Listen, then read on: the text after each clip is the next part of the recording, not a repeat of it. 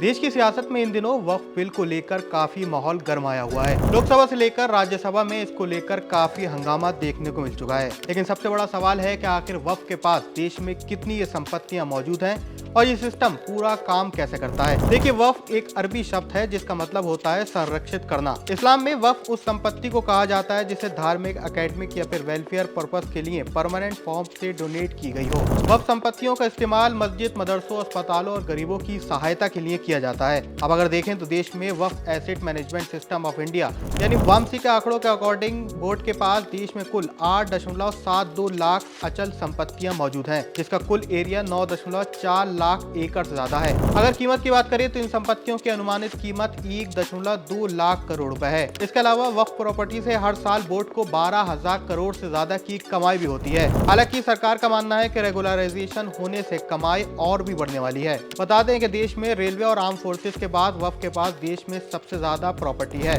तीसरा सबसे बड़ा जमीन का मालिक है। एएसआई की 2024 की एक रिपोर्ट के मुताबिक देश में 250 से ज्यादा प्रोटेक्टेड मोन्यूमेंट्स वक्फ संपत्ति के रूप में पंजीकृत यानी रजिस्टर्ड हैं। इनमें से कई ऐतिहासिक इमारतें और धार्मिक स्थल भी शामिल हैं, जो कि विभिन्न राज्यों में लोकेटेड हैं। स्टेट वाइज देखें तो सबसे ज्यादा वक्फ प्रॉपर्टी यूपी में दर्ज है। प्रॉपर्टीज में से करीब 2.4 लाख प्रॉपर्टीज यानी करीब 30% एग्रीकल्चर लैंड, हाउस और शॉप्स में है, जिनसे बोर्ड को काफी कमाई होती है। कुछ फेमस वक्फ प्रॉपर्टीज की बात करें तो इसमें गोल गुम्बद, बड़ा इमामबाड़ा, सूरत की म्युनिसिपल कॉर्पोरेशन की बिल्डिंग और कैनॉट पैलेस की काफी दुकानें यहाँ पे मौजूद हैं। बता दें कि साल 1913 में वक्फ बोर्ड को ऑफिशियली ब्रिटिश सरकार ने शुरू किया था और बाद में 1923 में वक्फ एक्ट बनाया गया था, जहां लोग गरीबों की मदद, शिक्षा और धार्मिक कामों के लिए अपनी संपत्ति को दान करते हैं। वहीं आजादी के बाद साल 1954 में पहली बार वक्फ अधिनियम संसद में पेश किया गया था। फिर साल 1995 में इसे नए वक्फ अधिनियम में बदल दिया गया, जिससे वक्फ बोर्ड को और भी ज्यादा ताकतें दी गई।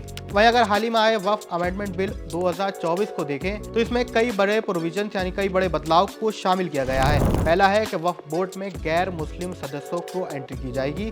दूसरा है कि बोर्ड के अंदर अब महिलाओं की एंट्री होगी, जिसका मतलब यह है कि सेंट्रल वक्फ बोर्ड और स्टेट वक्फ बोर्ड में कम से कम 2 महिलाएं सदस्य होना अब अनिवार्य होगा, जिससे महिलाओं की हिस्सेदारी इसमें बढ़ने वाली है। तीसरा है कि सरकार डिस्प्यूट वक्फ संपत्ति के ओनरशिप का निर्धारण करने का अधिकार अब सरकार के पास चला जाएगा, जिससे कानूनी विवादों का समाधान आसानी से होगा। वक्फ बिल को लेकर आपका क्या कहना है, हमें कमेंट सेक्शन में जरूर बताएं। फाइनेंस और शेयर मार्केट की सभी वीडियोस के लिए पैसा लाइव को लाइक और सब्सक्राइब जरूर करें।